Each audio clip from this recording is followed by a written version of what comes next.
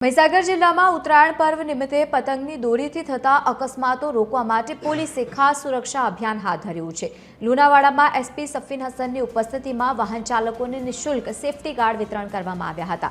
Chinese દોરીના જોખમ સામે લોકોને જાગૃત કરવા માટે ટ્રાફિક પોલીસ, એઆરટીઓ અને મહાકાલ સેડાએ સંયુક્ત ઉપક્રમે આ કાર્યક્રમ યોજ્યો હતો। આ સાથે જ એસપીએ નાગરિકોને વાહન પર સેફટી ગાર્ડ લગાવવા અને પ્રતિબંધિત દોરીનો ઉપયોગ ન કરવા માટે ખાસ અપીલ કરી છે અને તેમજ નિયમ તોડનારા સામે કડક કાર્યવાહીની પણ ચીમકી ઉચ્ચારી। મહીસાગર જિલ્લા પોલીસ તરફથી તમામ નાગરિકોને નમ્ર અપીલ છે કે અત્યારે ઉત્તરાયણ દરમિયાન જ્યારે આપણે નીકળીએ ત્યારે ગળા પર મફલર જેવું બાંધી અને આ પ્રકારના સેફટી ગાર્ડ લગાવીએ। સાથે સાથે તમામ લોકોને એ પણ સૂચના છે કે સરકારશ્રીના જાહેરનામા મુજબ ચાઇનીઝ દોરી જે છે પ્રતિબંધિત છે।